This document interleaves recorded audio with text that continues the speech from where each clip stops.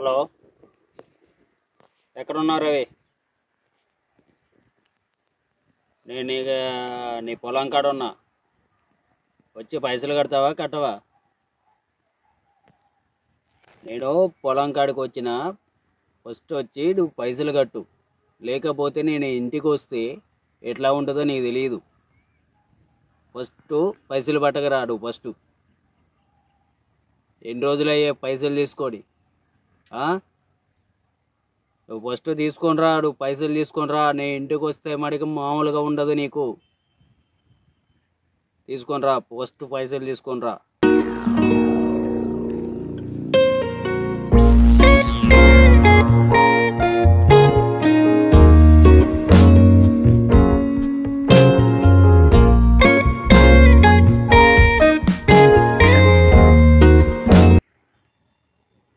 అరే, గంట అవుతుంది, వీడు ఇంకా రాలేదు.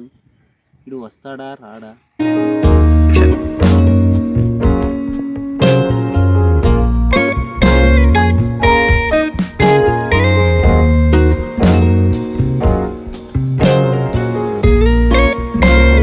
ఏందిరా, అప్పటి నుంచి అట్నుంచి ఇటు తిరుగుతున్నాడు, ఇటు నుంచి అటు తిరుగుతున్నాడు.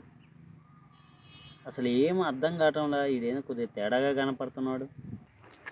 హలో మాస్టారు, ఒక చిన్న డౌటు. ఇందాక నుంచి నేను చూస్తున్నా, అటు ఇటు తిరుగుతున్నావు. ఏదైనా కింద పడిపోయిందా? మీరు కూడా వెంచర్కి వాకింగ్కి వచ్చారా? అంటే ఈ వెంచర్కి మాలాంటి వాళ్ళు రాకూడదా? అంటే నేను అలా అనలేదు. ఈ అందమైన వెంచర్ని నేను చూడలేను, అందుకే అలా అడిగాను. అయితే నీకు కళ్ళు కనిపించవా? అబ్బో, అదే ఆ సంగతి. గత జన్మలో ఏదో పాపం చేసుకొని ఉంటావు, అందుకే ఈ జన్మలో నీకు కళ్ళు పోయి ఉంటాయి. తప్పు బ్రదర్, అలా అనకూడదు. చిన్న వయసులోనే రేపులకు గురవుతున్నారు. గత జన్మలో ఏం పాపం చేశారంటావు?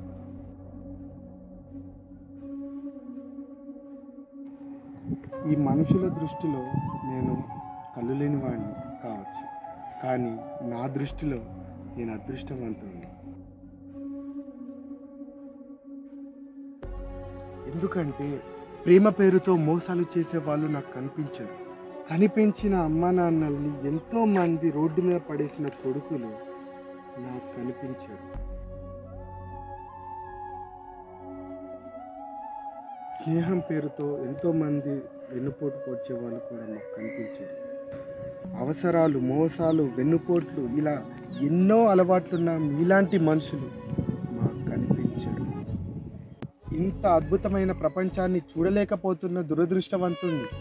కానీ ఇప్పుడు ఈ ప్రపంచాన్ని ఇంత నీచంగా మారుస్తున్న ఈ మనుషులు చేసే కుట్రలు చూస్తుంటే నేను చాలా అదృష్టవంతుడు. మీ ప్రపంచంలో ఆశ, అత్యాశ, డబ్బు, ఇంకెన్నో ఉంటాయి, ఎన్నో కోరికలు ఉంటాయి. మాకు అలా కాదు. మీ దృష్టిలో మేమేం చూడలేకపోవచ్చు, కానీ మీరు అన్ని చూసినా కూడా ఏం చేయలేని పరిస్థితుల్లో మీరున్నారు. మీకు మాకు పెద్ద తేడా లేదు. అలాంటి వాళ్ళని చూసి జాలి పడకపోయినా పర్లేదు, హేళన మాత్రం చేయకండి.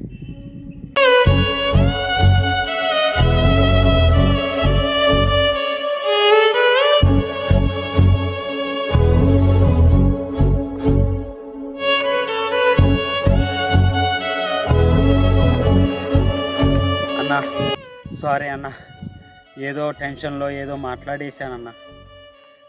మనసులో ఏం పెట్టుకోబాకన్నా. నాకే కాదు, అలాంటి వాళ్ళు ఎక్కడ కనిపించినా గౌరవించండి. మాకు రెస్పెక్ట్ ఉంటుంది కదా. ఇంత అద్భుతమైన ప్రపంచాన్ని చూడలేని వాళ్ళందరికీ ఈ నా కథ అంకితం.